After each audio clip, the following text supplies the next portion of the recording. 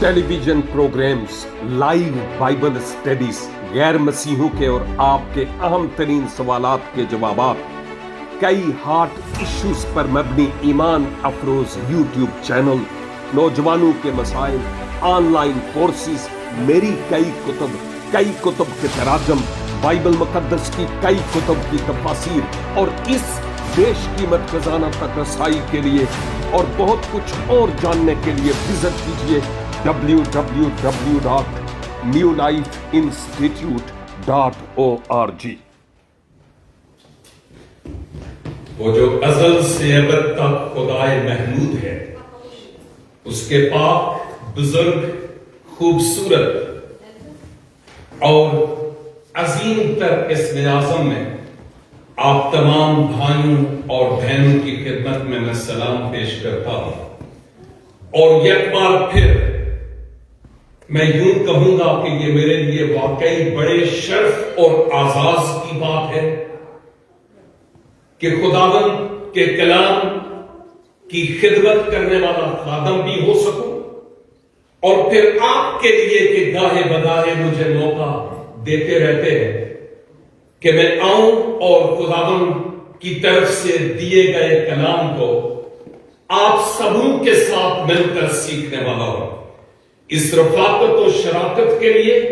میں دل کی گہرائیوں سے شکر گزاری کرتا ہوں، اور ارنسٹ صاحب، آپ اور آپ کے خاندان کے لیے ممنون ہوں کہ آپ نے جماعت کی رضامندی کے تحت اس خاکسار کو بنایا کہ میں یہاں آؤں اور اس شکر گزاری کی عبادت میں آپ کے ساتھ مل کر شکر گزاری کرنے والا ہو سکوں۔ کتاب مقدس سے جو ورد آپ کی خدمت میں تلاوت کیا گیا، جو متن تلاوت کیا گیا، وہ دانییل نبی کا صحیفہ اور اس کے 6 باب کی 6 سے 10 آیات ہیں۔ آپ میں سے بہت سارے یہاں پر موجود تھے اور آپ نے لازماً اس متن کو سنا ہوگا، اور بھائی دبے اگر نہیں تو میں ایک آیت آپ کی خدمت میں پھر سے تلاوت کرنا چاہتا ہوں، جس پر میں آپ کے ساتھ مل کر سیکھوں گا۔ استاد روح القدس ہے اور ہم سب خداوند کے کلام کی بھوک اور پیاس محسوس کرنے والے لوگ ہیں۔ یہ آیت ہے، یعنی 6 باب اور اس کی 10 آیت۔ اور جب دانییل نے معلوم کیا کہ اس نوشتہ پر دستخط ہو گئے تو اپنے گھر میں آیا اور اس کی کوٹڑی کا دریچہ یروشلم کی طرف کھلا تھا۔ وہ دن میں 3 مرتبہ حسب معمول گھٹنے ٹیک کر خدا کے حضور دعا اور اس کی شکر گزاری کرتا رہا۔ آمین۔ آج میرا مضمون ہے، جب میں مشکلات میں گر جاؤں، جب دکھ اور تکالیف میرے دروازہ پر دستک دیں، جب میں مسائل کی بھنور میں پھنس جاؤں۔ اور اس مضمون کو مد نظر رکھتے ہوئے، جس کو میں نے 3 مختلف پہلوؤں سے آپ کے سامنے رکھا ہے، تھوڑے سے پس منظر کے تحت اس آیت پر میں آتا ہوں۔ دانییل اپنے چند ساتھیوں کے ساتھ، جن کے نام اس کتاب میں مدرج ہیں، اور بہت سارے اور بھی اسکرین کے پیچھے تھے، جن کو اسیر کر کے یروشلم سے بابل لایا گیا، اور بابل کے بادشاہ نے، نبوکد نظر اس وقت بادشاہ تھا، اور اس نے دانییل کو بھی اور دانییل کے 3 ساتھیوں کو بھی اپنے معبودوں کی مناسبت سے نام دیے ہیں۔ ہم جانتے ہیں کہ دانیل کا نام بیلشزر تھا، لیکن جو دوسرے 3 تھے ان کے نام کیا تھے؟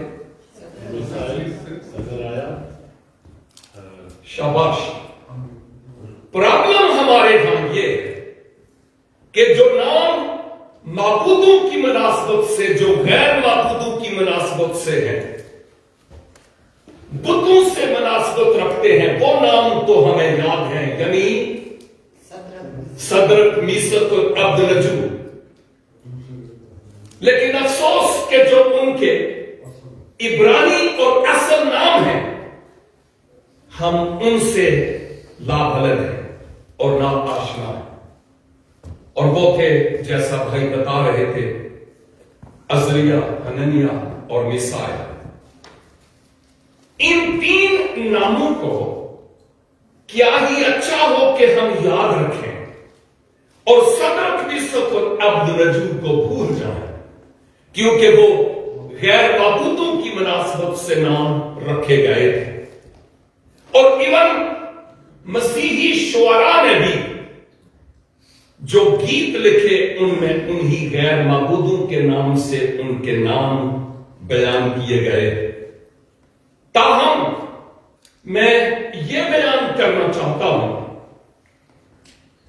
کہ یہ 4 ایسے رفیق اور دوست اور حبیب تھے جن کی رگوں میں عبرانیوں کے خدا یعنی یہوہ خدا پر ایمان کی غیرت ان کی رگوں میں دوڑ رہی تھی۔ اور اس اجنبی دیش میں جہاں شاید کوئی اور وہاں نہیں تھا جہاں پر یہ تھے، باقی تمام جتنے بھی اسیران یروشلم بابل میں تھے شاید ان کو کسی اور کیٹیگری میں پھینکا گیا، لیکن ان 4 کو الگ سے رکھا گیا تاکہ وہ بادشاہ کے دربار میں اہم ذمہ داریوں کو سر انجام دینے والے ہیں۔ بات مختصر کرتے ہوئے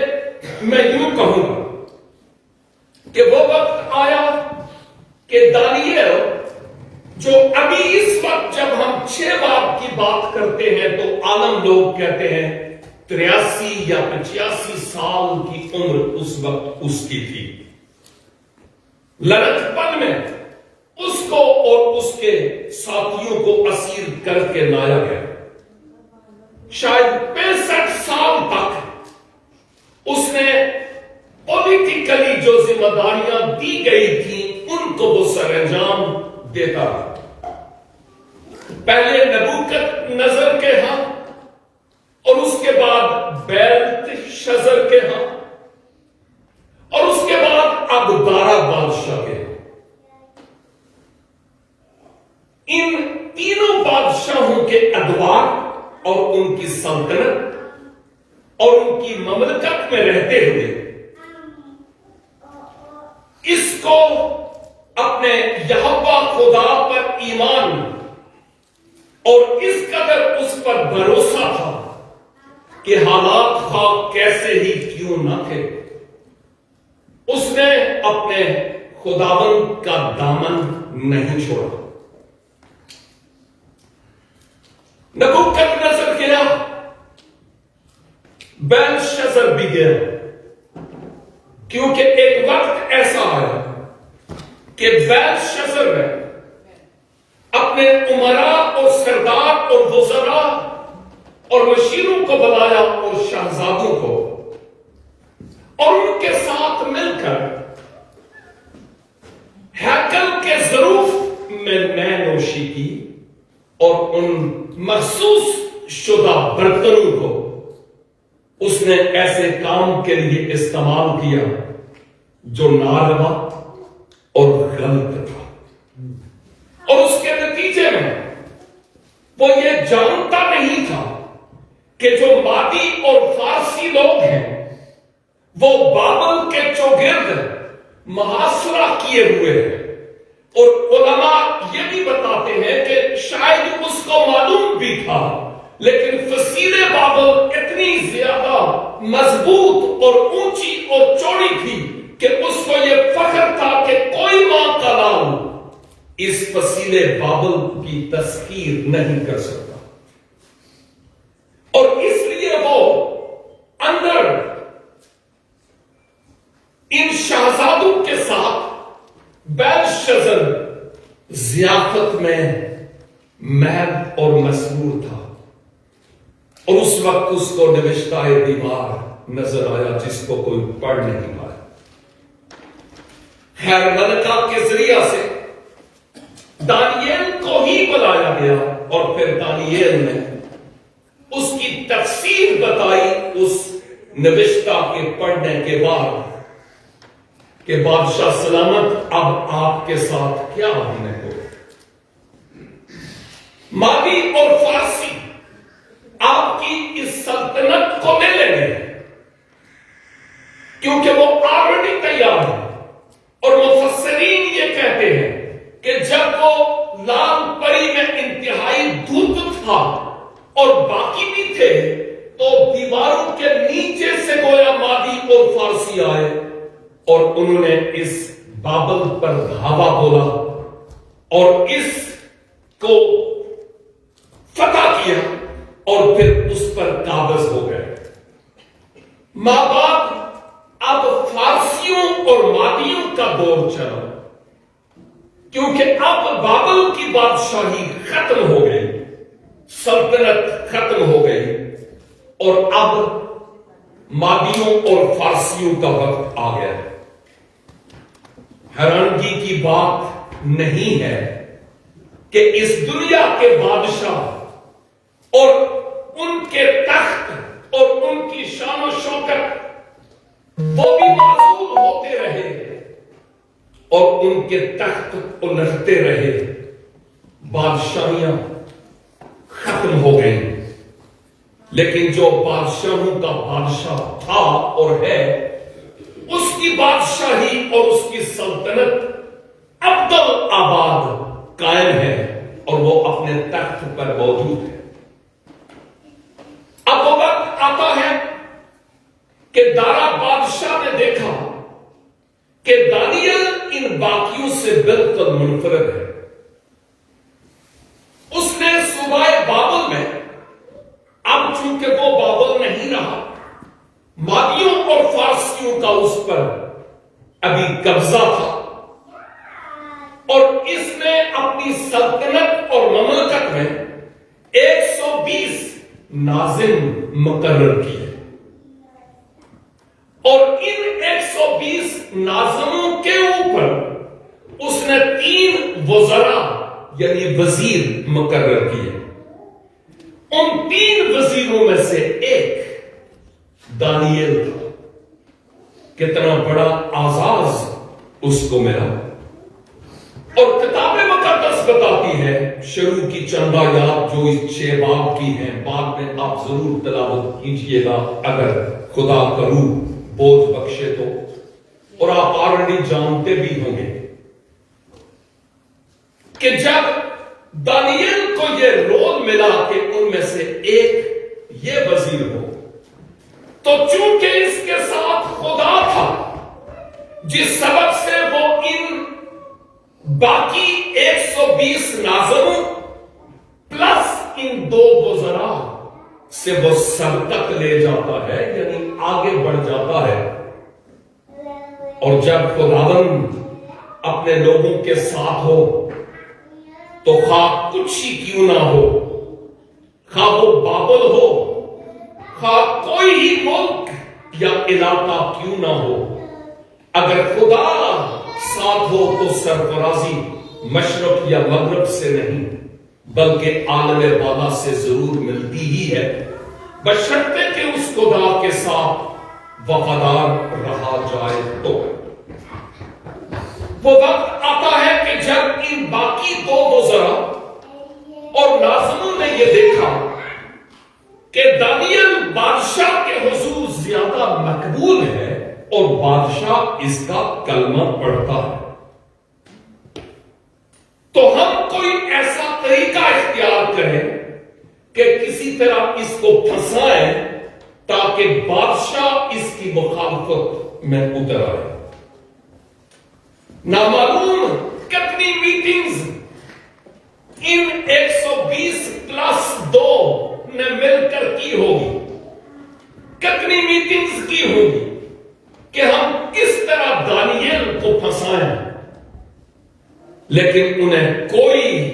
ایسی بات نظر نہیں آئی کہ جس کا فتویٰ دانیل کو دے کر اس کو وہ پکڑ سکے. خدا کے لوگوں, آج میری اور آپ کی زندگی کا کیا حال ہے؟ ہم اپنے آپ کے بارے میں سوچیں. دانیل ایک اجنبی دیش میں تھا, شاید اس کے گرد و نواح میں وہ تینوں ساتھی بھی اس وقت نہیں تھے. سب غیر قوم کے غیر معبودوں کو ماننے والے. اس کے لیے آسان تھا کہ وہ کمپرومائز کر لیتا, لیکن ان سب غیر معبودوں کے ماننے والے اور پجاریوں کی موجودگی میں اس نے اپنے خداوند کو چھوڑا نہیں ہے, اور خدا اپنے بندے کے ساتھ وفادار رہا جو خدا کے ساتھ وفادار رہا, اور خدا آج بھی اپنے لوگوں کو چھوڑتا نہیں ہے, بشرطے کہ ہمارا دل اس کے ساتھ لگا ہوا ہو. اس بات کو سمجھنا ہمارے لیے بہت ضروری ہے. اور پھر جب کوئی ایسی بات نہیں ملی کہ جس کے سبب سے دانیل کو پکڑوایا جائے, تو انہوں نے سوچا ہاں ایک بات ہے, اور وہ یہ ہے کہ دانیل کا خدا کوئی اور ہے اور ہم کسی اور معبود کی پوجا کرتے ہیں. دانیل اس معبود یا ان معبودوں کی پوجا نہیں کرتا جن کی ہم کرتے ہیں. تو بھائی ایک ہی طریقہ ہے دانیل کو پھنسانے کا, اس کو اس شکنجے میں کسا جائے کہ یہ بادشاہ کو نہیں پوجتا, اس کی عبادت نہیں کرتا, اور بابل کے جو معبود ہیں ان کی بھی پوجا نہیں کرتا. اور انہوں نے بیٹھ کر جب یہ پورا پلندہ بنایا اور وہ لیٹر وہ خط انہوں نے تیار کیا اور بادشاہ کے حضور جاتے ہیں. یہاں لکھا ہے کہ جب وہ بادشاہ کے پاس گئے تو انہوں نے کہا کہ ہم سب نے مل کر تمام وزیروں اور مشیروں اور شہزادوں نے اور ہم سب نے مل کر اس بات کی بابت دیکھا ہے, اور ہم نے یہ فیصلہ کیا ہے کہ آپ ایسا کریں اے بادشاہ سلامت کہ 30 ایام تک آپ کی بادشاہی میں اگر کوئی کسی اور معبود کی پوجا کرے تو اس کو شیروں کی ماند میں ڈال دیا جائے. 30 ایام تک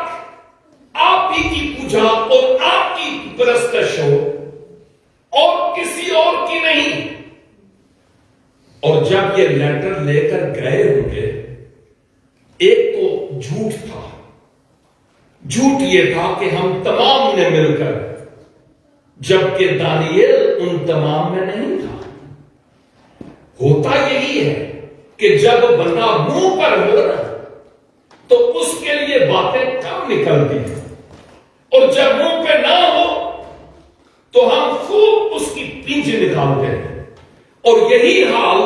ہم دانیل کی بابت دیکھتے ہیں کہ اس کے ساتھ بھی اسی طرح سے ہو. اور جی ہم تمام نے مل کر یہ فیصلہ کیا ہے کہ آپ اس نامے پر, اس چٹھی پر, اس لیٹر پر دستخط کر ہی دیں کہ 30 دنوں تک جو کوئی کسی اور معبود کی پوجا کرے گا اس کو شیروں کی ماند میں پھینک دیا جائے, ڈال دیا جائے اس کو. اب نہ صرف انہوں نے یہ لیٹر بادشاہ کے سامنے رکھا ہوگا،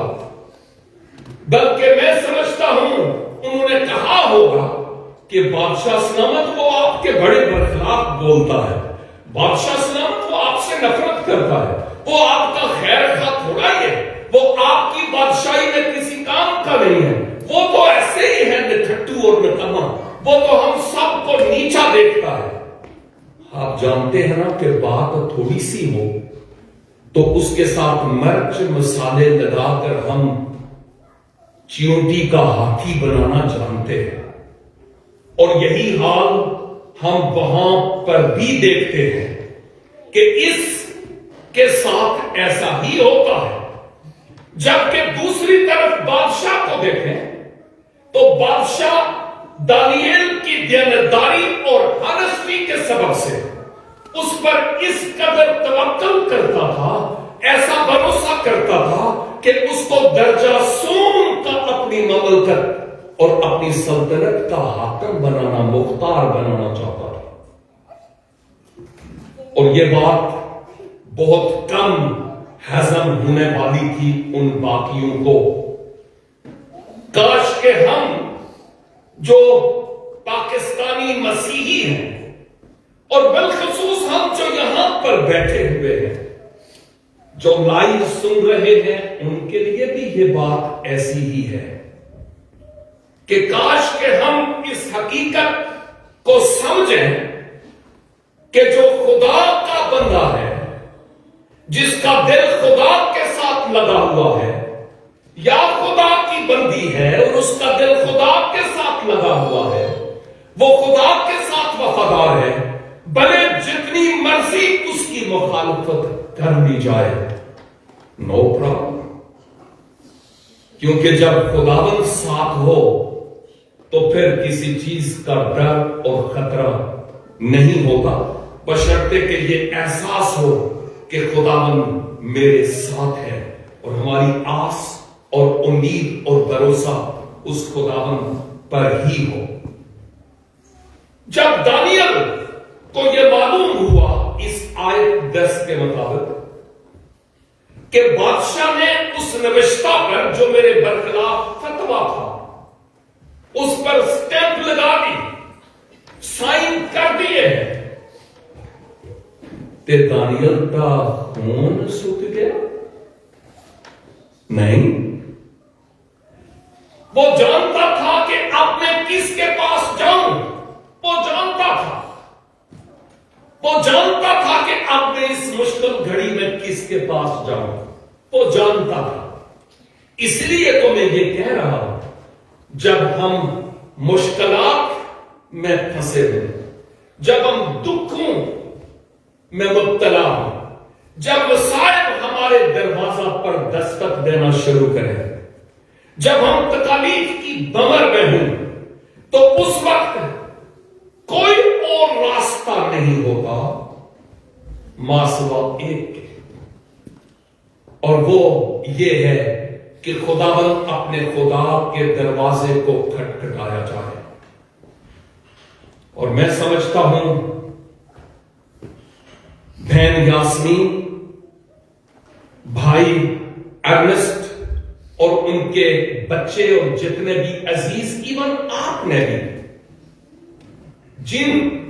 جس نے سنا کہ بھائی ارنسٹ ابھی ہاسپٹلائز ہے، آپ نے ضرور ان کے لیے دعا کی ہوگی، اور انہوں نے بذات خود بھی اپنے خداوند کو پکارا ہوگا، کیونکہ وہ خداوند سے انس رکھتے ہیں کہ خداوند اس مشکل گھڑی میں میری مدد کیجیے۔ دانیل کی بابت لکھا ہے کہ وہ اپنے گھر آیا، ایک وزیر تھا، اور ایک وزیر کی کوئی ایسی ہی کوئی عام سی ذمہ داریاں نہیں ہوتی،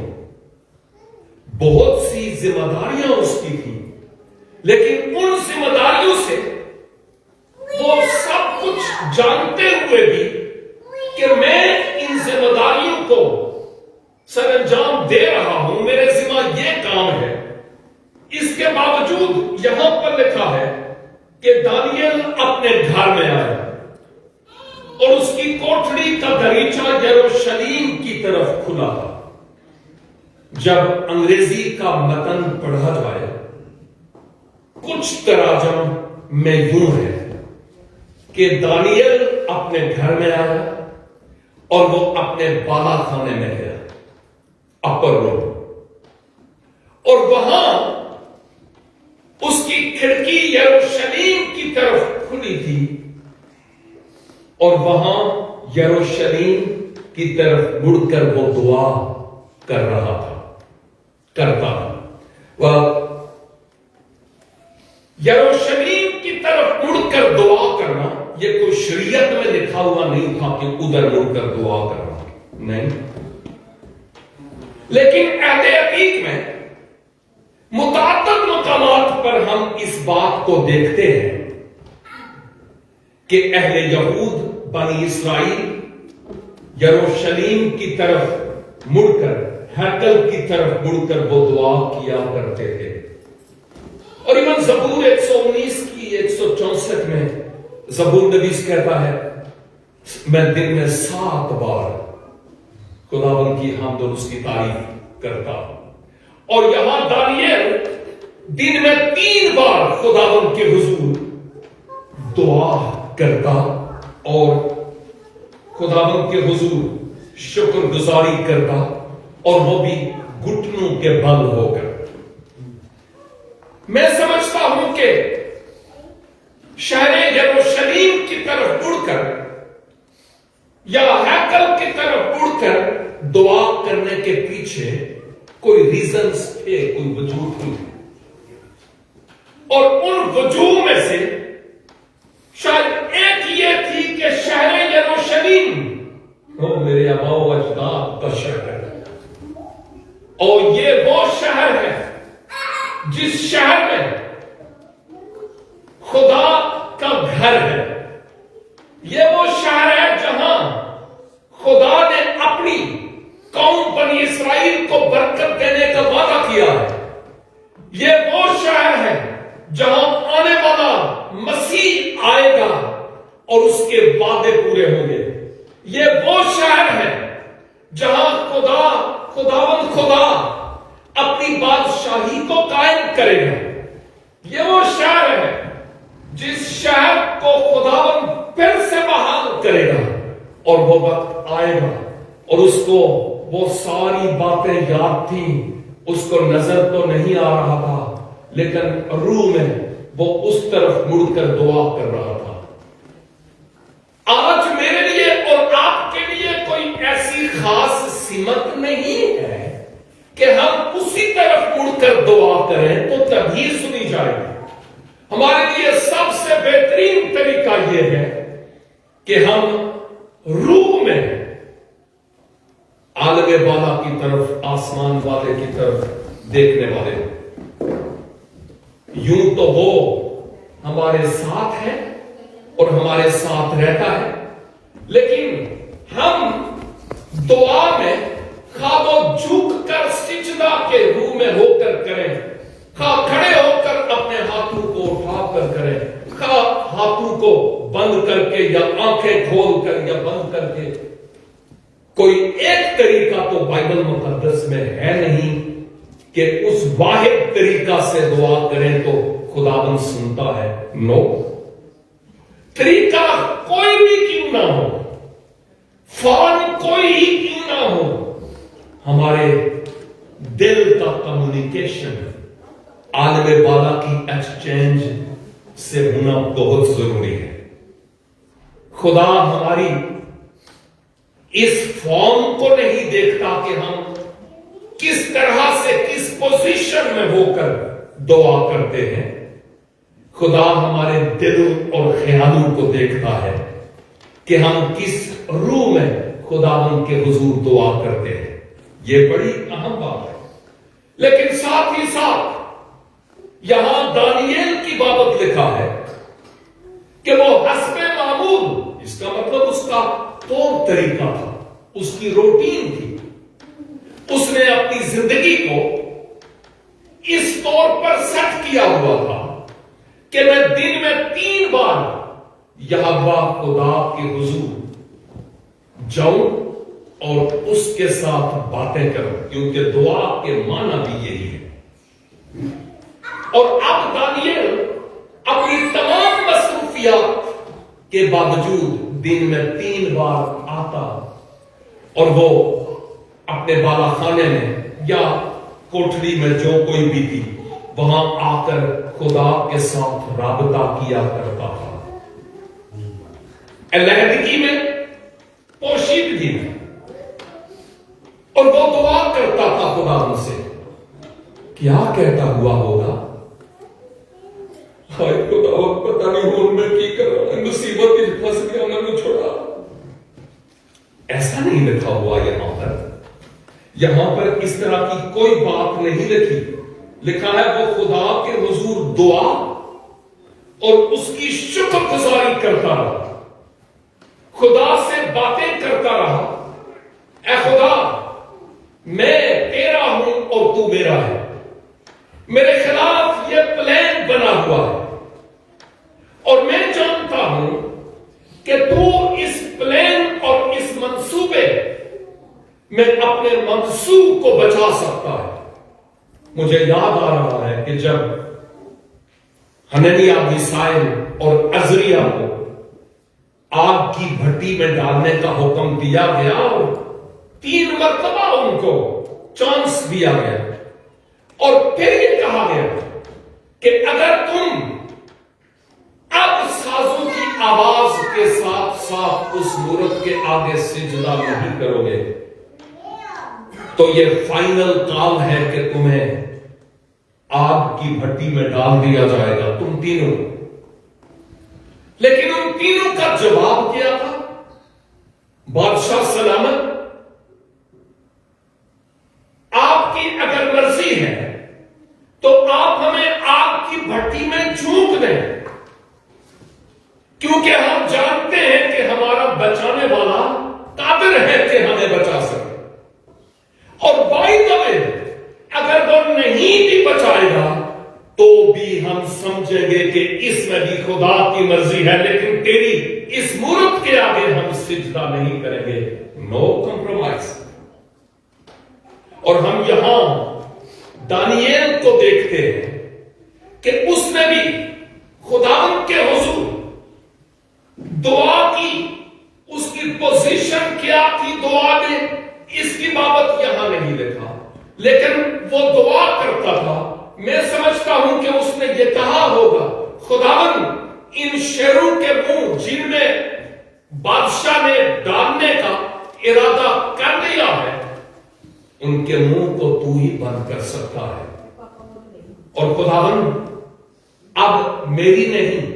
بلکہ تیری مرضی پوری ہو۔ خداوند اب تو چاہے تو مجھے بچا بھی سکتا ہے، اور اگر تیری مرضی اسی میں ہے تو میں تیار ہوں۔ اور پھر لکھا ہے شکر گزار، یعنی اس مشکل وقت میں، اس پرابلم میں، جب موت کے سائے اس کے سر پر منڈلا رہے تھے، تو وہ اس وقت بھی خدا کے حضور ان حالات کے لیے شکر گزاری کر رہا تھا، اور ماضی میں خداوند کی تمام وفاداریوں کے لیے بھی وہ شکر گزاری کرتا تھا۔ اس کے ساتھ ساتھ ہمیں یہ بات بھی جاننے کی ضرورت ہے کہ جب میں اور آپ مشکل اور کٹھن حالات میں ہوتے ہیں تو اس وقت ہمارے جیون میں کیا ہو رہا ہوتا ہے، ہمارے احساسات و جذبات کیا کہہ رہے ہوتے ہیں۔ کتنے لوگ ہیں مجھ سمیت ہم کہ حالات کا سیلاب ہمارے برخلاف امڑ رہا ہو، طوفانی لہریں روح میں ہمیں نظر آ رہی ہوں، شعلہ آتش ہمیں جلا کر بسم کرنے کو ہو، بیماریوں اور دکھوں اور تکالیف کے طوفان ہمارے برخلاف ہو، آندیاں ہمارے برخلاف چل رہی ہوں، بیماری جب ہمیں آ کر گھیر لے، مخالفتیں ہمیں گھیر لیں، شاید مالی طور پر بحران اور فقدان میں ہم مبتلا ہوں. شاید میاں بیوی میں یوں لگے جیسے اب گھر اجڑنے والا ہے. یا شاید بچے اپنے والدین کی بابت سوچے کہ ان کو کیا ہو گئے. یا شاید والدین اپنے بچوں کی بابت سوچنے لگے کہ میرے بچوں کا کیا ہوگا. ایسے حالات میں کیا ہماری دعا میں شکر گزاری کے بھی کلمات ہوتے ہیں؟ خداوند ان تمام حالات کے لیے شکر ہو، لیکن آپ ہی ہیں جو برائی سے بھلائی پیدا کر سکتے. یہ سوچنے کا مقام ہے. شہر کراچی میں جب میں نیا گیا تاکہ وہاں پر خداوند کے کلام کی خدمت کروں، ہمارے بہت ہی عزیز بھائی، بہت پیار کرنے والے بیمار ہو گئے اور وہ جنا ہاسپٹل میں اسپیشل وارڈ میں ایڈمٹ تھے. زندگی کی آخری سانسیں لے رہے تھے، ہوش و حواس میں تھے. اور جب میں اور میری بیوی جا کر پوچھتے، بھائی سیمول کیا حال ہے آپ کا؟ وہ کہتے تھے، وہ جی بس خداوند کا شکر ہے. زندگی کا دیپ بجھنے کو تھا، لیکن وہ شخص کہہ رہا تھا خداوند آپ کا شکر. میری بیوی ابھی بستر پر ہے، وہ چل نہیں سکتی. UTI انفیکشن کے ساتھ ساتھ اس کو ڈیمنشیا ٹائپ پرابلم بھی ہے. پہلے تو وہ واکر پر چلتی تھی، اب وہ بھی نہیں رہا. شاید ایج فیکٹر کے ساتھ ساتھ زندگی میں بہت ساری جنگیں ہم لڑتے ہیں، ان کے اثرات بھی ہماری صحت پر ضرور ہوتے ہیں. میں نے اس کمرے میں جہاں وہ ہے ایک کیمرہ لگایا ہے جس کا کنٹرول یہاں میرے پاس سیل فون میں ہے. اور جب بھی میں اس کو آن کرتا ہوں دن میں کئی بار، اگر سو رہی ہے تو میں ڈسٹرب نہیں کرتا، لیکن اگر میں جاگ رہی ہو اور میں پوچھوں کہ کیا حال ہے، ٹھیک ہے، کہتی ہے ہاں میں ٹھیک ہوں، ہاں میں ٹھیک ہوں. بھائی ان مشکل حالات سے گزرے اور یقیناً ان حالات میں جب وہ گزر رہے تھے تو ان کو یہ دشوار اور مشکل تو لگ رہا تھا، اور باقیوں کو بھی. یہ دل کی بات، یہ زندگی کے ساتھ یوں ہے جیسے کچے دھاگے سے یہ بندھا ہوا ہوتا ہے. کچھ بھی ہو سکتا تھا، لیکن ایسے حالات میں انہوں نے اس حقیقت کو سمجھا کہ میرا خدا ہی ہے جو مجھے بچا سکتا ہے. اسی سبب سے تو آج وہ شکر گزاری کر رہے ہیں. یہ ہے مشکل کہ جب ہم مشکل میں ہوں، دکھ میں ہوں، پرابلم میں ہوں، کوئی میڈیکلی ایشو ہو، ضروری نہیں یہی، کوئی مصیبت سر پر آ کر پہاڑ کی طرح گرے، تو اس وقت ہم خداوند سے باتیں کرتے ہوئے کہیں خداوند ان حالات کے لیے آپ کا شکر ہو. اور میں سمجھتا ہوں کہ اس بات کو اچھی طرح ہمیں سمجھ لینے کی ضرورت ہے کہ ایمانداروں، خدا دانیل کو بھی نکھار اور سنوار رہا تھا. اور بعض اوقات جب ہم اس طرح کے مشکل حالات سے دوچار ہوں تو اس بات کو ملحوظ خاطر رکھنا ضروری ہے کہ خدا اپنی ہتھوڑیوں اور چھینیوں کے ذریعہ سے، ان دکھوں اور تکالیف کے ذریعہ سے مجھے تراشتا ہے تاکہ میں اس لائق ہو سکوں کہ خدا کے مقبول نظر ہو سکوں۔ ایماندارو، حالات خواہ کیسے ہی کیوں نہ ہوں، ہم خداوند کو اپنی زندگی میں اول درجہ اور ترجیح دینے والے ہیں۔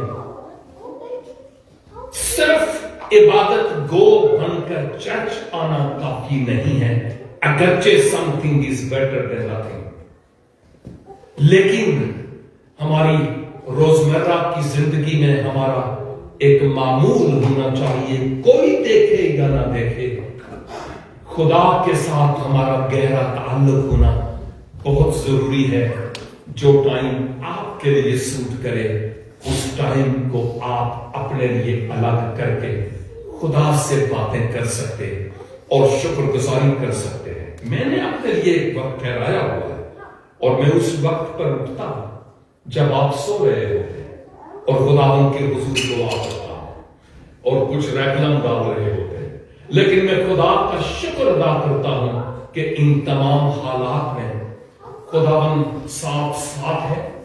مدد کرتا ہے، رہنمائی کرتا ہے اور وہ اپنے جلال کے لیے استعمال کرتا ہے۔ خدا کرے کہ جب حالات ہمارے برخلاف ہوں اور آندیاں اور طوفان ہمارے برخلاف ہوں، ہم اپنے ایمان پر قائم رہیں اور مسیح خداوند کو اپنی جان کا لنگر سمجھتے ہوئے اپنی زندگی میں ابدیت اور ترجیح دیتے ہوئے اس کے قدموں میں جھک جائیں، کیونکہ حالات اس کے کنٹرول میں ہیں۔ وہ چاہے تو آندھیوں اور طوفانوں کو حکم دے کر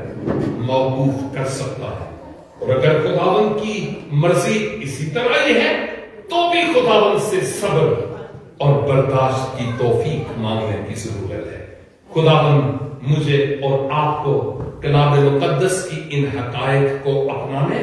اور اپنی زندگی میں کچھ کر دکھانے کا فضل عنایت فرمائے۔ God bless.